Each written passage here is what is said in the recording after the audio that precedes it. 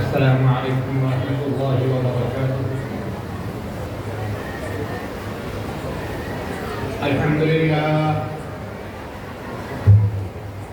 لله رب العالمين، والعاقبة للمتقين، والصلاة والسلام على سيدنا الأنبياء وسند المرسلين وعلى آله الطيبين الطاهرين وأصحابه الأكرمين الأمجدين ومن تبعهم بإحسان إلى يوم الدين. أما بعد، أعوذ بالله من الشيطان الرجيم. بسم الله الرحمن الرحيم. وما أرسلنا من قبلك من رسول إلا نوحي إليه أنه لا إله إلا أنا فاعبدوني. صدق الله العظيم. وقال تعالى في شأن نبيه وأزواج نبيه: إن الله وملائكته يصلون على النبي يا أيها الذين آمنوا صلوا عليه وسلموا تسليما. اللهم صل على سيدنا شفيع حبيبنا مولانا محمد وعلى آله وأصحابه وبارك وسلم. گرامی قدر حضرت علامہ استادی مفکر اسلام مفتی خلیل حمد صاحب قبلہ اطال اللہ حیاتہ، وگرامی قدر برادران مولانا شیخ الدین اللہ حسین صاحب چشتی بندہ نوازی بچہ مسکین اور غریب متولی خاندہ ہے خاصا اور محترمہ مجلس مذاکرات عزیزم مولانا ڈاکٹر سلمان احمد صاحب اللہ اور محترمی مولانا انوار احمد قادری صاحب، کنٹرولر امتحانات جامعہ نظامیہ، اور عزیز القدر برادرم عزیزی مولانا ڈاکٹر حافظ سید رضوان پاشا صاحب، قاضی حیدر اللہ والی، اور تشریف فرما غریب شائقین اعظام، علماء اعظام، دوستوں اور بزرگوں، الحمدللہ یہ میری سعادت مندی ہے کہ اس بارگاہ میں دوسری مرتبہ حضرت نے مجھے یاد فرمایا. اس سے قبل حضرت امیر جامعہ قبلہ کی سرپرستی میں ہم نے ایک مقالہ پڑھا تھا، اور پھر آج محترم سجادہ صاحب نے دوبارہ حکم دیا. بہرحال میں مشکور ہوں حضرت سجادہ صاحب کا اور ایم اے کی مجلس مذاکرات کا. دوستوں اور بزرگوں، آج کا جو عنوان دیا گیا ہے حضرت سید شاہ راج الفتار رحمۃ اللہ تعالی علیہ خدمات اور تعلیمات، بہت بہترین عنوان دیا گیا ہے. میں مشکور ہوں مجلس مذاکرات کا کہ اس بہانے مجھے حضرت پر کچھ تحقیق کرنے کا موقع میسر آیا ہے،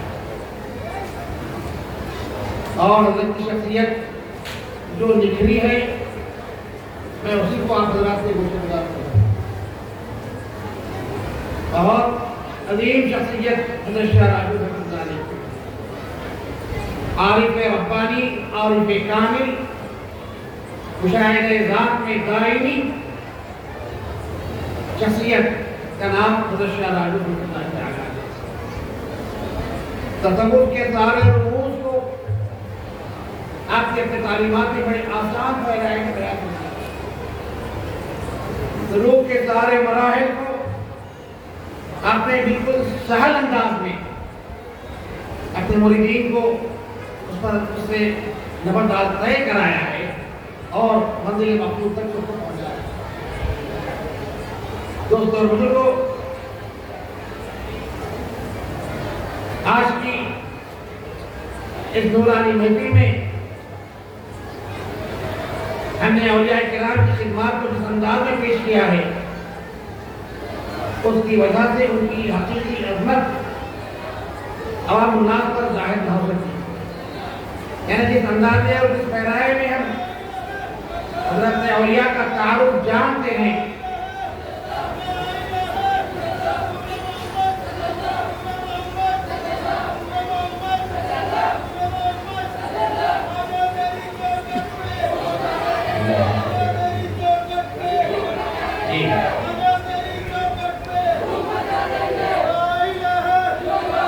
حضرت محترم، ہم نے اولیاء کرام کی خدمات کو جس انداز میں پیش کیا اور جس انداز میں ہم جانتے ہیں، اس کی وجہ سے ان کی حقیقی عظمت عوام الناس پر ظاہر نہ ہو سکی۔ حالانکہ خواجہ خواجگان حضرت نواز رحمۃ اللہ تعالی علیہ سے حضرت سید راج حسینی رحمۃ اللہ تعالی علیہ تک مذہب، علم، ادب کا اتنا کام ہوا ہے اور اتنا خزانہ تحقیق طلب ہے کہ اگر اس پر کام کیا جائے تو علم و عرفان کا انبار لگ جائے۔ سلسلہ چشتیہ میں حضرت حسن سنجری رحمۃ اللہ تعالی علیہ اور حضرت ابی خسرو کو خصوصی اہمیت حاصل ہے۔ حضرت بند نواز بن سلطان رحمۃ اللہ تعالی علیہ کے علمی صلاحیتوں کے پیش نظر حضرت سیدنا خواجہ نصیر الدین چراغ دہلوی رحمۃ اللہ تعالی علیہ نے آپ کو تصنیف و تعریف کے کام کو جاری رکھنے کی ترغیب فرمائی تھی۔ آپ کے فرزند کلام حضرت سید اکبر حسینی نہ صرف فارسی و عربی زبان پر بلکہ سنسکرت پر بھی کامل عبور حاصل تھا۔ یہی صلاحیتیں حضرت سید شاہ راج حسینی رحمۃ اللہ تعالی علیہ کو بھی ورثے میں ملی تھی۔ آپ کی خانقاہ سے جہاں عمراء اور فقراء وابستہ تھے، وہیں اہل قلم بھی عقیدت و عبادت رکھتے تھے۔ چنانچہ سید محمد خان عشرتی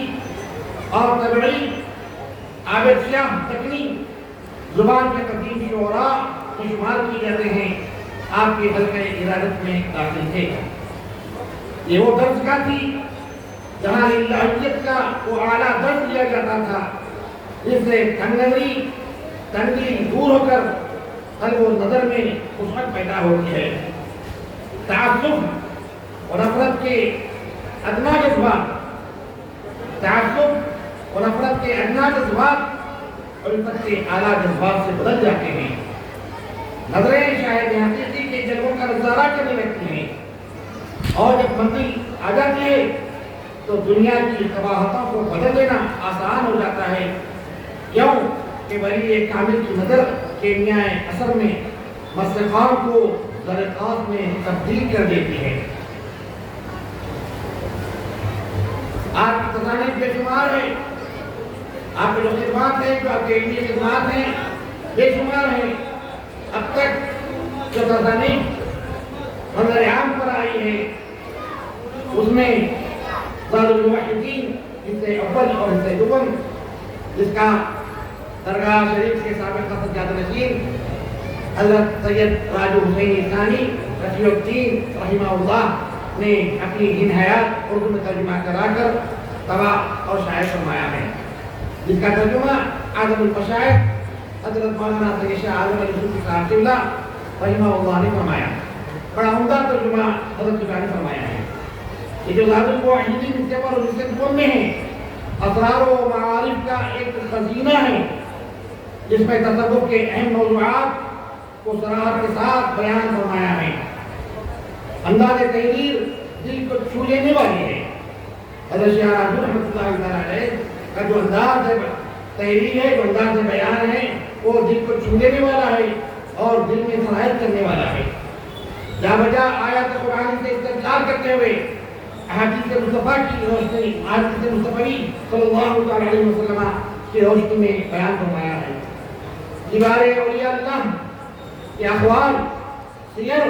اور ان کے حوال کی روشنی میں مریدین پر واضح فرمایا کہ آپ کے پیش نظر آپ مریدین کے پیش نظر فرمایا، یعنی تمثیل کے ذریعے، مثالوں کے ذریعے اللہ کے دیوار اولیاء اللہ کی حیات اور زندگی کے اوراق کو آپ نے اپنے تصانیف میں بھر کر جاری فرمایا۔ آپ کے پیش نظر ہمیشہ ابراہیم ادھم، قاری حسن بصری، ذوالنون مصری، رابعہ بصری، یحییٰ ابن معاذ، باعزید بستامی، فرید الدین عطار رحمہ اللہ جیسے مقدسہ حیات اور زندگی رہتی ہے۔ انہیں اولاد کی آپ نے جا بجا اپنے تصانیف میں ذکر فرمایا اور ان کی حیات کے لمحات کو آپ نے گوشت گزار کیا۔ ایک جگہ آپ حضرت ذوالنون مصری کے حیات کے واقعات کو اس طریقے سے طرف فرماتے ہیں کہ ایک بزرگ حضرت ذوالنون مصری کی ملاقات ایک بزرگ سے ہوئی۔ ایک بزرگ کے دیدار اور ملاقات کے لیے حضرت ذوالنون مصری تشریف لے جاتے ہیں تو آپ کیا دیکھتے ہیں کہ وہ اپنے صومعہ میں ہیں۔ صومعہ کہتے ہیں اس مقام کو جہاں صوفیہ زاہدین تاریخ دنیا حضرات کرتے ہیں، جہاں جس طریقے سے خانقاہ ہوتی ہے اسی طریقے سے صومعہ بھی ہوتی ہے اور وہاں سے تاریخ دنیا حضرات زاہدین وہاں جاتے ہیں۔ تو ایک بزرگ جن کی ملاقات کے لیے ذوالنون مصری تشریف لے گئے وہ آپ اپنے صومعہ میں تھے اور آپ کا ایک قدم دہلیز کے اندر تھا اور ایک باہر کٹے سڑ رہا تھا۔ حضرت شاہ ولی رحمۃ اللہ تعالیٰ اپنی تصنیف میں اس واقعے کو ذکر کر کے فرماتے ہیں کہ جب ذوالنون مصری ان کی ملاقات کے لیے گئے تو انہوں نے دیکھا کہ ایک بزرگ اپنے صومعہ میں ہے، ایک قدم دہلیز کے اندر ہے اور جو قدم آگے تھا وہ کٹ کر دہلیز کے باہر سڑ رہا ہے اور جب آپ نے وہاں جا کر دیکھا، ان سے ملاقات ہوئی، جب احوال منتشر ہوئے انہوں نے ان کو پہچانا اور جب آپ سے اس واقعے کی بابت پوچھتے ہیں ذوالنون مصری تو حال فرماتے ہیں کہ میں برسوں سے اس صومعہ کے اندر ہوں، میں برسوں سے اس صومعہ کے اندر ہوں، اس حجرے میں ہوں، میں نے دنیا و باقیات کو ترک کر دیا، لیکن ایک موقع ایسا آیا کہ مجھ کو خواہش ہوئی کہ کسی عورت کا دیدار، شہوت عمر آئی اور ایک عورت کے دیدار اور اس سے ملاقات کی خواہش مجھ کو گھیری۔ میں اس خواہش میں اپنے صومعہ کے باہر قدم رکھا تھا، میں نے اس رفتاری خواہش کے پیش نظر اپنی اس حجرے سے قدم باہر رکھا، ندا آئی غیر سے، ندا غیر سے آئی، تم ہماری دوستی کا بھرم بنتے ہو، تم ہماری محبت کا بھرم بنتے ہو اور ایک عورت کی خواہش میں اپنی صومعہ کو چھوڑ کر باہر جا رہے ہو۔ جو یہ ندا کیے تو بزرگ فرماتے ہیں کہ میں نے جو قدم میرا صومعہ کے باہر، حجرے کے باہر، دہلیز کے باہر نکلا تھا، امیڈیٹ میں نے اس قدم کو کاٹ پھینکا، میں نے اپنے اس پیر کو کاٹ پھینکا اور جب کاٹ پھینکا تو دوسرا قدم تھا، میں نے اسی پر جب سے اب تک الہام حالت کیا، مجھے شرمندگی ہے، پشیمانی ہے، ندامت ہے اور آہوکہ میں میرا وقت گزر رہا ہے، یہ کیا حرکت خوشی ہوئی ہے اور یہ کیفیت حضرت شاہ ولی رحمۃ اللہ تعالیٰ علیہ لا خلق الواحدین میں تحریر ہوا۔ تو مقصد کیا تھا کہ للہیت کا درس کس طریقے سے دیا جائے، اس طریقے سے بندگان خدا کو رب سے جوڑا جائے، اللہ سے باندھا جائے، ان کے دل میں اس کی کو کس طریقے سے اجاگر کیا جائے۔ ایک سب سے بے وجہ حضرت شاہ ولی رحمۃ اللہ تعالیٰ علیہ نے استدار فرمایا، استدار میں قرآن اور احادیث سے ضرور آپ اس کے بینات سے ضرور استعمال کریں، ضرور ان آیات کے ذریعے، ان احادیث کے ذریعے ان واقعات کی تصدیق اور تائید آپ حاصل فرما لیتے ہیں۔ تو یہ طریقہ تعلیم حضرت سیدنا شاہ ولی رحمۃ اللہ تعالیٰ علیہ کا رہا ہے اور دیگر تصانیف بھی آپ کی بے شمار ہیں، لیکن سب سے اہم پہلو میں نے حضرت شاہ ولی رحمۃ اللہ تعالیٰ علیہ کے تصانیف میں اور آپ کی تعلیمات میں جو میں نے دیکھا وہ سب سے اہم آپ نے جو زیادہ زور اپنے مریدین کے لیے اپنے تاریخ میں جس بات کو سب سے زیادہ ہمارے لیے آپ نے چھوڑا ہے اس میں سبا صفات کے حوالے کا تعبیر سبا صفات پر حضرت شاہ ناظم رحمۃ اللہ علیہ نے اپنے کلام میں ہر تھوڑی دیر کے بعد حضرت صفات کو کسی نہ کسی طریقے سے اجاگر کیا سبا صفات کے حوالے کیے بغیر آپ فرماتے ہیں کوئی صالح کا کام ادا ہونے والا نہیں. یعنی ایسے تعلیمات حضرت شاہ ناظم رحمۃ اللہ علیہ نے اپنے تصانیف میں باندھ دیا ہے. دوستو ان تعلیمات کو سمجھنے کی ضرورت ہے, ان تعلیمات کو واضح کرنے کی ضرورت ہے. میں اس مذاکرات علمی کے ذمہ میں صاحب سے خواہش کرتا ہوں کہ آپ کے اس خانقاہ میں ہفتے واری کئی محافل ہیں,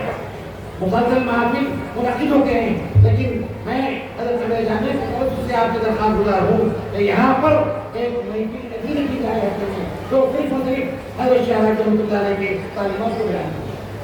ان کے تعلیمات کو بیان کیے جائے. ان کے فوائد ہیں اور ذات الموحدین کے علاوہ طریق الموحدین بھی حضرت شاہ رحمۃ اللہ علیہ کی کتاب ہے. اس میں تقریباً 90 فوائد حضرت شاہ رحمۃ اللہ علیہ کے 90 فوائد ہیں اور ہر باب میں توحید کا سمندر ہے. ہر باب میں توحید کے سمندر کو آپ کے پوزے میں باندھ دیا. کیا باتیں ہیں, میں شہید رہا جب تک یہ آپ نے میں مشکور ہوں سجادہ صاحب کا کہ آپ نے حضرت شاہ رحمۃ اللہ علیہ کے خطاب میں 4 صوبے کے شک مجھے حوالے کیا. اگر یہ 15 دن ایک مہینہ پہلے دیتے تو میں اور زیادہ اس پر روشنی ڈال سکتا تھا, لیکن الحمدللہ پھر بھی میں ایک صفحہ ایک صدر پڑھتے گیا اور اپنے سے جو خود ہو گیا, اپنے سے ایسے علوم حضرت شاہ رحمۃ اللہ نے بیان کیا, قرآن کی ایسی آیات آپ نے منتشر کروائی, ایسے حدیث کو آپ نے اپنے تصانیف میں بیان کیا ہے. تو صرف اور صرف ایک عارف ہی سمجھ سکتا ہے. اصول بتایا آپ نے اصول بتایا, کس طریقے سے بنا اور بچانے کے مسئلے کو آپ نے بتایا, آپ نے استقرار کے مسئلے کو بتایا, آپ نے تصوف کے سارے مسائل کو واضح کیا, بتایا, تعلیم دی, تربیت دی, اس کے بعد بتایا سبا صفات کی تعبیر ضروری ہے. سبا صفات کی تعبیر ضروری ہے. جب تک سبا صفات ہمارے نہ ہو تو تب تک کوئی ولی نہیں بن سکتا. آپ فرماتے ہیں سبا صفات کے حوالے کرنا اشد ضروری ہے. تصوف کا بنیادی گھر سے سبا صفات کا حوالہ کرنا. سبا صفات کے حوالے کرنا کیا ہے, تھوڑا سا میں واضح کرتے چلوں تاکہ آپ کے اشتیاق میں اور اضافہ ہو. آپ جب آئے ہیں ایک ولی کے دربار کو آئے ہیں, ایک اللہ والے کے گھر پہ آئے ہیں, اور یہ ولی مردہ نہیں, آپ کسی مردے کی دستگاہ کسی اندر پہ نہیں آئے,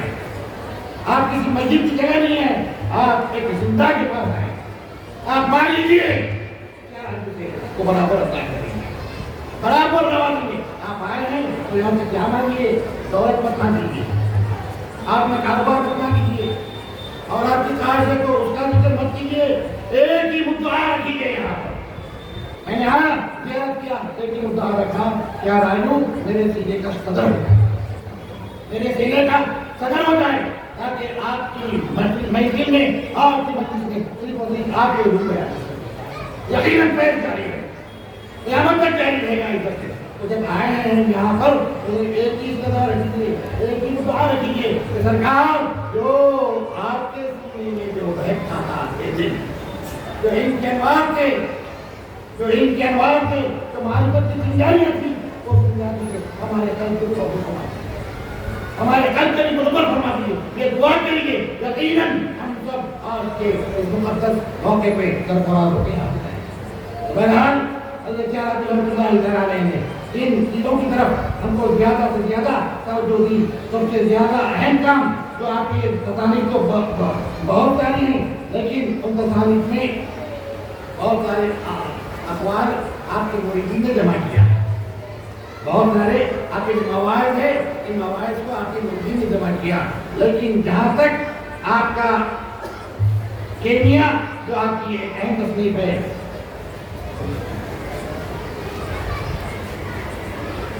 حضرت شاہ رحمۃ اللہ علیہ کی جو اہم تصنیف ہے,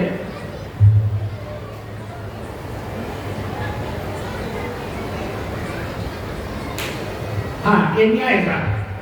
کہ نہایت آپ کا منظوم کلام ہے، کا منظوم کلام ہے، اس میں کسی کی کسی کا عمل دخل نہیں، مکمل حضرت شاہ رحمۃ اللہ علیہ کے قلبی واردات کیمیا ذات میں ہے، مکمل سرتاپا جو آپ کے حوال واردات جو تھے ان سب کو آپ نے کیمیا ذات میں بن دیا، الحمدللہ وہ محفوظ ہے اور اس کا بھی ترجمہ ہو کر شائع ہوا۔ حضرت مولانا پروفیسر سید تقی الدین قطب صاحب نے اس کا اردو ترجمہ کیا اور سجادہ صاحب نے اس کو شائع فرمایا ہے۔ بہرحال کیمیا ذات میں آپ نے کہا بجا اسی باتوں کی طرف توجہ دلائی۔ ایک جگہ آپ کیمیا ذات میں نے آپ کے دیوان کا ایک صفحے کو میں نے دیوان میں کر لیا ہے تاکہ اس موقع سے آپ کے سامنے پیش کروں۔ انشاءاللہ میرا مقالہ پوری فکر میں جانکاری کے حوالے کروں گا جو آپ کا نظر ہو جائے گا۔ ہاں کہ خوشگفت الحق پیر بستان، آپ اپنے کیمیا میں فرماتے ہیں کہ خوشگفت الحق پیر بستان ذکرت بار رفتم من سرانجام، جو اول بار رفتم خانہ دیدم، نہ دیدم کے خدا از خود بریدم، دوم کرت رفتم خود بخانہ، بدیدم کے خدا را از و شانہ، سوم کرت بغیر از قدر خدائی، سوم کرت بغیر از کے خدائی، ندیدم خانہ را تا انتہائی۔ جب تبسمات حوالے ہو جاتے ہیں تو شاہ راجو رحمۃ اللہ تعالی کیمیا میں یہ اشعار میں حضرت باعزید بستانی کے ایک واقعے کو نقل فرماتے ہیں کہ باعزید بستانی رحمۃ اللہ تعالی جب خانہ کعبہ کو گئے، جب باعزید بستانی خانہ کعبہ کو گیا، خانہ کعبہ کو گئے تو انہوں نے جو احوال بیان کیا، حضرت شاہ راجو نے ان احوال کو اپنی کیمیا میں نقل کیا، منقول کیا۔ اب حضرت باعزید بستانی کا یہ واقعہ ہمارے لیے مستند ہو گیا، کیونکہ جس کی روایت شاہ راجو نے کیا یقیناً وہ مستند ہے۔ تو اس اشعار میں حضرت فرماتے ہیں خواجہ باعزید بستانی نے کیا خوب کہا ہے،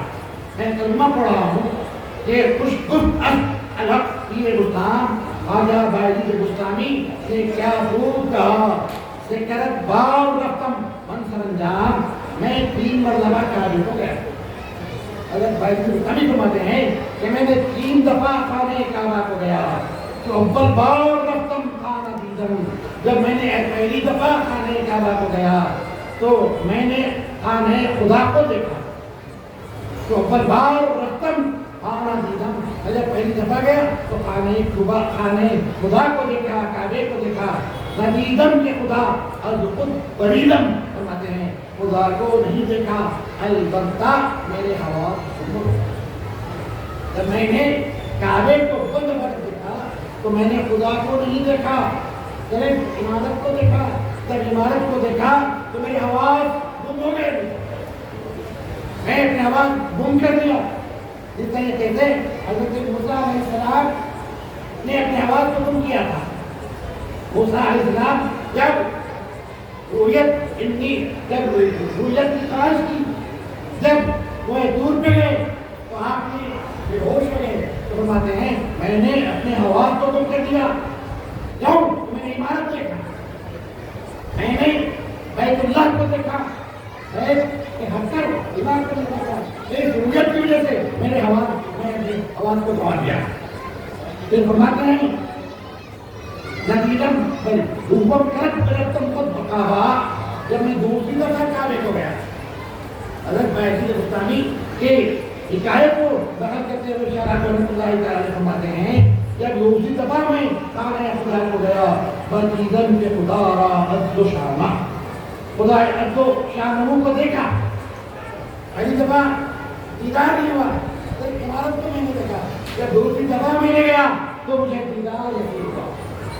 عمارت کے ساتھ مجھے دیدار بھی نصیب ہوا۔ اس کے بعد فرماتے ہیں سوم کرت بغیر از کے خدائی،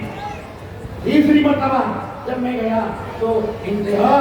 یہ کہ سوائے خدا کے۔ جب تیسری دفعہ میں خانہ کعبہ کو گیا تو انتہائی ندیدم خانہ را تا انتہائی، مجھے خانہ خدا نظر نہیں آیا۔ پہلی دفعہ گئے خانہ کعبہ دکھا، دفعہ گئے کعبہ کعبہ بھی دکھا خدا بھی دکھا لیکن فرماتے ہیں جب تیسری دفعہ میں گیا تو مجھے کعبہ نہیں دکھا صرف ربی دکھا صرف مشاہدہ حقیقت ہوا یہ جو ہے حضرت رحمت اللہ تعالیٰ علیہ اپنے کیمیاء ذات میں آپ جا گزار کوئی ارشاد فرماتے ہیں اور ایک جگہ آپ کا جو آغاز ہو رہا ہے آپ کے جو کلام کی ابتدا ہو رہی ہے تو دوستو یہ آپ کے جو جذبات ہیں جو کیفیات ہیں ان چیزوں کو آپ نے اس طریقے سے ہمیشہ بیان فرمایا ہے اور وہ ہمارے لیے مشعل راہ ہیں حضرت فرماتے ہیں بالکل ہمارے لیے نصیحت فرماتے ہیں تاریخی کے لیے نصیحت فرماتے ہیں اور ہم کو بھی نصیحت ہے آج کی اس محفل میں بھی چار آدمیوں اس اپنے زمانے حال سے فرما رہے ہیں انہیں کا کلام ہے لیکن زمانے حال سے ہم سن رہے ہیں آپ کہتے ہیں بیکون طاعت ہمیشہ در شب روز چراغ معرفت را دل افروز اے حاضرین اے لوگوں جو میرے حضور میں حاضر ہوئے ہیں سنو شب و روز ان کی طاعت کر کے رہو شب و روز اپنی طاعت میں مغروم ہو جاؤ کیونکہ دوسرے اس میں فرماتے ہیں دل کو چراغ معرفت سے روشن سبحان اللہ دل کو چراغ معرفت را دل افروز دل کو چراغ معرفت سے روشن کرو اس کے بعد دوسرے اس میں فرماتے ہیں بل ذکر و فکر او مباش مشغول بل ذکر و فکر او مباش مشغول گودر کن از تمام معقول و منظور سبحان اللہ کیا خیال ہے حضرت شاہ رضی اللہ عنہ ہے فرماتے ہیں معقول اور منقول کے درمیان معقول اور منقول کے جھگڑے میں جب اٹھا معاملہ آتا ہے تو انسان کو محاورہ ہو جاؤ کسی فقیر کے قدم کو تھام کسی عارف کے دامن کو تھام لو جب عارف تک دامن مل جائے گا تو معقول اور منقول تمہارے دماغ سے محو ہو جائے گا معقول بھی جائے گا منقول بھی چلا جائے گا صرف ایک ہی چیز رہے گا تو فرماتے ہیں بے ذکر و فکر او مباش بے ذکر و فکر انسان کو اپنی زندگی کو مشغول کر دے اپنی زندگی کا مشغلہ تو صرف ان کے ذکر میں تو